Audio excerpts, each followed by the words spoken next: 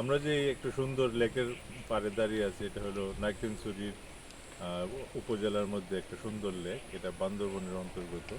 এটা একটা পাহাড়ি লেক, চারিদিক দিয়ে পাহাড়ের মধ্যে একটা লেক, একটা ন্যাচারাল। এখানে প্রচুর পানি আছে এবং এটার বৈশিষ্ট্য হলো আপনি যখন সদরের খুব কাছাকাছি এবং এটা যখন আপনি চলে আসবেন, একটু উপরে যখন আসবেন তখন মনে হবে আপনি একটা প্রকৃতির মধ্যে চলে গেছেন।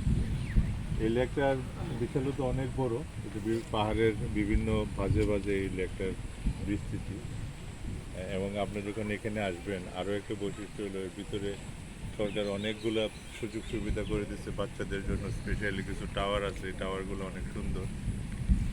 আর বাচ্চারা এখানে অনেক মজা পাবে, আপনারও ভালো লাগবে, যেহেতু প্রকৃতি, পাহাড় এবং আর পানি, এই তিনটার কম্বিনেশন এখানে আছে। এটা একটা চমৎকার জায়গা হবে। আর এটা আরেকটা বৈশিষ্ট্য হলো এটা কক্সবাজারের খুব কাছাকাছি আছে। যেহেতু আপনি কক্সবাজারে যখন কয়েকদিন থাকবেন, এর মধ্যে একদিন প্রকৃতির কাছে যখন চলে আসবেন, এখানে চলে আসতে পারেন।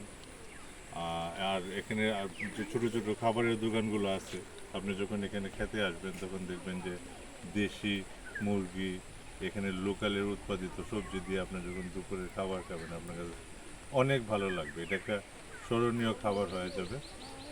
তো এখানে আমরা নর্মালি এখানে আপনি কক্সবাজার থেকে সিএনজি করে অথবা চাঁদের গাড়ি দিয়ে এখানে আসতে পারবেন। বেশি সময় লাগবে না, 1 ঘন্টার ভিতরে চলে আসবেন। আর সারাদিন এখানে ঘুরে আশেপাশে আরও কিছু প্রাকৃতিক জায়গা আছে, ওগুলো দেখে আপনি একটা সুন্দর সময় কাটায় আপনি চলে যাবেন, ইনশাল্লাহ ভালো লাগবে। Thank you so much.